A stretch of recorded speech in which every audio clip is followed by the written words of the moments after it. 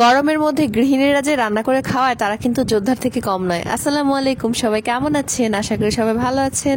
আলহামদুলিল্লাহ, আমিও ভালো আছি। তো এই যে সকালবেলা উঠে রুটি বানাই নিতেছি। সকালের ব্রেকফাস্টটা যে আমরা বানাই, তো ওইটার ভিডিও আমি প্রায় দেই না, কারণ দেখা যাচ্ছে সকালে প্রায় আমাদের একই নাস্তা খাওয়া হয়, রুটি আর তরকারি বা ডিম ভাজি বা ভাজি একটা। তো আজকেও সেম টু সেম এই যে রুটি বানাচ্ছি। রুটি বেলতে বেলতে কিন্তু এত পরিমাণ গরম লাগে, গরমে অবস্থা খারাপ হয়ে যায়। আর এখানে ডিম ভেজে নিব। এখন রুটি বানানো শেষ, রুটি ছেঁকার হয়ে গেলে এই কড়াইয়ের মধ্যে আমি ডিম ভেজে নিব। অনেকে তেলের কড়াই আলাদা, ডিম ভাজার কড়াই আলাদা, আমি এটার মধ্যে ডিম ভেজে নেই। দুইটা ডিম নিছি, এখানে একটা ডিম দিয়ে দিছি পেঁয়াজ কাঁচামরিচ দিয়ে। এরপরে আরেকটা ডিম বাটিতে ফাটাই নিব। মোট দুইটা ডিম 4 ভাগ করে নিব। আর পরেও আমি পরে পানি ভাত ছিল কিছু, ওইটা পানি ভাতটাই আসলে খাই আমি, কিন্তু রুটিটা খাওয়া হয় নাই।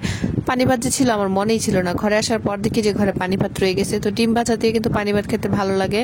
আর সবাই এইখানে রুটি আর ডিম খেলো। দুপুরে রান্না বান্নার জন্য মাটির চুলায় চলে গেলাম। অনেকগুলা পাতা লাকড়ি আবার হয়েছে, তো এগুলো হওয়ার পর কিছুদিন পর পর আবার রান্না করি। যেমন আমাদের গাছের ঠাল ঠুল কাটা হয়, তখন আর কি এরকম লাকড়ি হয়। এখানে কলমি শাক ভাজি করে নিব। তো এই তো কলমি শাক আমার ভাপ দেওয়া নেওয়া হয়ে গেছে।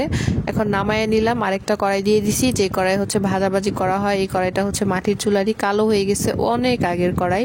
রান্না করতে করতে আসলে কিন্তু তেল তেলে হয়ে যায় এইসব কড়াইগুলা। তারপর শাকটা দিয়ে দিলাম, শাকটা দিয়ে এখন এটা ভাজা ভাজা করতে দিব।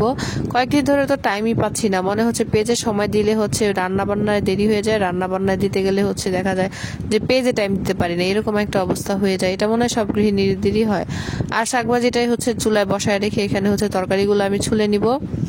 তরকারিটা বটি দিয়ে ছুললে বেশি করে ছোলা হয়ে যায় খোসাটা, আর এটা দিয়ে ছুললে খুব ভালোভাবে ছড়ানো যায়, একদম পাতলা পাতলা করে খোসাটা পড়ে যায়। আর আমার শাশুড়ি বললো আজকে তরকারিটা একটু অন্যরকম ভাবে বেঁকা বেঁকা করে কাটতে, তো উনি যেইভাবে বলছে আমি ওইভাবে কেটে নিলাম। তরকারিটা একটু অন্যভাবে কাটছি। আর ডাল তো প্রতিদিন রান্না করি, তো ওইটার ভিডিও আর শেয়ার করলাম না, জাস্ট বাগার দেওয়ার পর চুলায় যে একটু দিলাম, একটু বলক আসার জন্য, ওইটুকুই জাস্ট আপনাদের সাথে শেয়ার করে নিলাম। আর আমার ভিডিওটা যে যেখান থেকে দেখতেছেন একটু লাইক কমেন্ট করে দিবেন। এখানে আজকে পাবদা মাছ রান্না করব। পাবদা মাছটা কষায় খাওয়া হয়, কিন্তু আজকে আমি একটু ভাজবো। আসলে ভেজে মাছ রান্না করলে যে মাছের একটা স্বাদ পাওয়া যায়, কষায় রান্না করলে কিন্তু ওই স্বাদটা পাওয়া যায় না। তো পাবদা মাছগুলোকে একটু ভালো করে ভেজে নিব। একদম বেশি কড়াও করব না, একদম হালকা মিডিয়াম করে ভেজে নিব, কারণ এই মাছটা তরকারির সাথে দিতে গেলে এমনিতে ভেঙে যাবে। একটু ভেজে নিলে একটু শক্ত শক্ত থাকবে, খেতে ভালো লাগবে। তো কড়াই তেল দিয়ে দিলাম, তরকারিটা এখন আসলে বসাবো মেইনলি। এখানে কিছু পেঁয়াজ দিয়ে দিলাম। আর মাটির চুলা রান্না করতে করতে ওই দিন আমার প্রচন্ড খারাপ লাগছে, গরমে এত পরিমাণ খারাপ লাগছে যে চুলার সামনে বসে বসে যে আগুনের যে একটা তাপ আসে শরীরে লাগে, তার উপর গরম, এত গরম লাগে, খুবই খারাপ লাগে।